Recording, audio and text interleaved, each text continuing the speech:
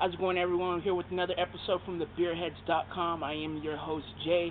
We got our special guest back, Peter Flores, ready to get into today's review. We're going to Dogfish Head Craft Brewery out in Milton, Delaware, to review their new special release, this collaboration with Pearl Jam, celebrating their 20th anniversary as a band. It is their beer called Faithfull, for the release of their new CD coming out called 10. That is where you get the 20, 10, half and half, two breweries, one rock band. This is an ale that is brewed for 1 hour with black currants in it. It is, I believe, a Belgian style golden ale. So we'll see how this one tastes, you guys. I'm going to give you guys the appearance. Actually, we're going to give you guys the appearance, the aromas, the taste, and the overall verdict of what we think of Dogfish Head's collaboration with Pearl Jam on their beer Faithfull Ale.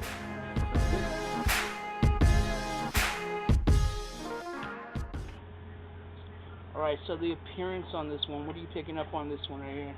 Yeah, golden, I guess, would be the word. Super light looking, way lighter than I was really expecting. It has the appearance of almost like an apple juice. Yeah. I guess, I don't know. Yeah, it has that clarity of just a mild, medium yellow. Yep. Not too pale, not too golden, just right in the middle. Some big carbonation bubbles that are just sticking to the glass. Got about a one finger frothy, just like white head. Looks kind of soapy. Real nice though, just a little nice looking beer. It's not something different from Dogfish. Their beers are just normally just crazy looking, and this is just kind of out of the norm for what they do. But just a nice looking beer though.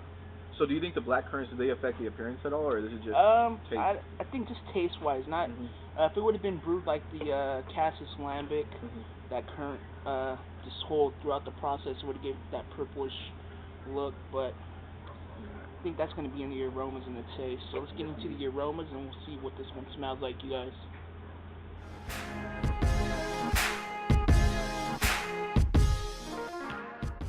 I'm getting some tropical fruits out of this one. Kind of get some peach in there. Definitely. Real like farmish, like a straw hay smell in this one. What are you getting out of this?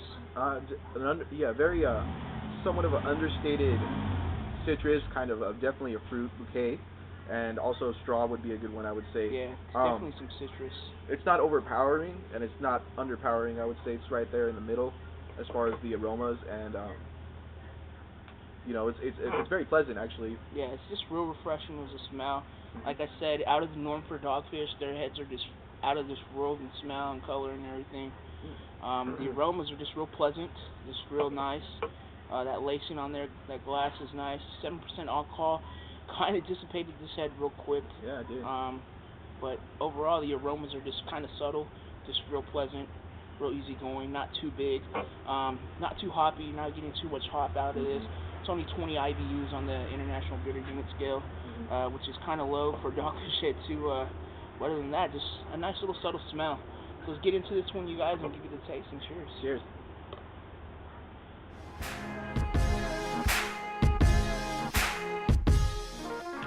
Front of the palate, getting a little bit of that fruit, not too much, real subtle tasting, not picking it up too quite bit. The middle of the palate, you're getting a nice little just earthy presence, almost like reminds me of like a dust taste. Then it just mellows out to that real currant bitterness in the back of the palate, and it just lingers for a while in the finish. It does. There is that subtle bitterness that you said too, that I could definitely taste, especially the second drink. I really got that, and I would say this one is more heavy on the back end of the palate. In the light end, it's a very subtle taste, and then on the back end it comes in more. I can see why maybe they did it with Pearl Jam. It's kind of like a celebration kind of thing, kind of like something everyone could sip on, I guess, and everything. Yeah. But definitely something different and not what I was expecting at all. For Belgian style, you're not getting that Belgian yeast that you'd get. You get some pepper, but I'm thinking that's that resiny currant taste. You're not getting that big Belgian yeast in this one. That cloviness Yeah, either. that clove and just that peppery taste, which is kind of awkward if it's a Belgian style. But other than that, just a nice little tasting beer. It's just real sessionable for 7%. Kind of high, but it's sessionable I think in my eyes. What this is from Dogfish. Like I said, it's out of the norm for them. They're used to this big in-your-face beers, out of this world tasting beers. Yeah. This is kind of basic, but still at the same time it's good. It's refreshing, and it's different from them. Kind of reminds me. I don't know if you tried it. It's their beer called the AROMA.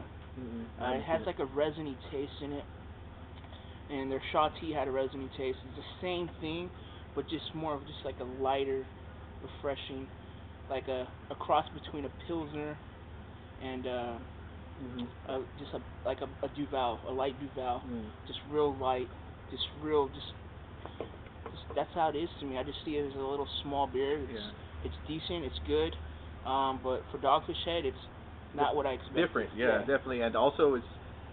I was expecting something different, and at the same time, it's really smooth. And I guess I could compare it to like a more refined Stella is what I would say that I could from what I've tasted before. There you go. It has a Stella-ish kind of that thing going on. That Stella body, that feel and everything. Yeah, it does. In the mouth, it feels definitely like somewhat like Stella, but it's a way more refined because the back end is where all the flavors at. I think on this one. So. All right.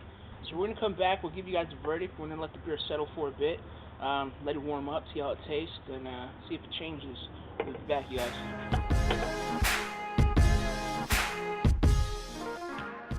Alright, everyone, we're back with the verdict now, and kind of disappointed in this one. It was a good beer.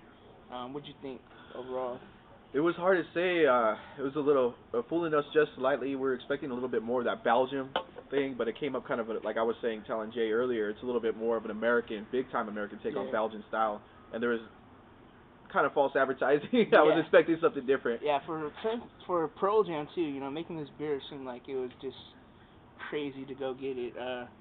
It was a little, it was like it's like Budweiser making those commercials to go buy their beer, basically. Yeah. The way they promoted this beer. It was good. We're gonna give it a 14 out of a 20, making this a C+ beer. This is probably the lowest grade I've ever given for any Dogfish Head beer. Yeah. And that's kind of disappointing. For what they make, this was just not them. Yeah. And this is a fresh bottle. This is just 2 weeks old. Less than 2 weeks. Yeah, less than 2 weeks. A week. Because it was bottled on 10/31, so October 31st. It almost tastes like it's a little bit somewhat stale for some weird reason. Yeah. And the apparent. It's that haze straw taste. Yeah, definitely. Gives it that farmish. Somewhat of a a little bit bitterness and a little bit of sour. But at the same time, the best redeeming quality about it, even though we weren't big on the appearance and the aroma, was the taste, which had a good redeeming value. The back end with the currants was something that was rated higher than the appearance and the aroma. Yeah, the taste in general was just the highest we rated it was the taste. Appearance, the aroma overall, this was just not what we expected, but it was a good beer. Something that I would not say go buy right away, but if you like Pearl Jam, you like Dogfish Head, you want to try it, go ahead. Yeah, that combination for you folks out there who are into Pearl Jam, and Pearl Jam's a great band, and we wish this beer could be great, but it's just good enough, we feel. So. Yeah. Well, other than that, you guys, it's been a great beer review. I'm Jay from the Beerheads. This is my co-host, Peter Flores. Like I always say, you guys, live, learn, and drink. Until the next time, we're going to enjoy our beer. You guys should do the same. Cheers.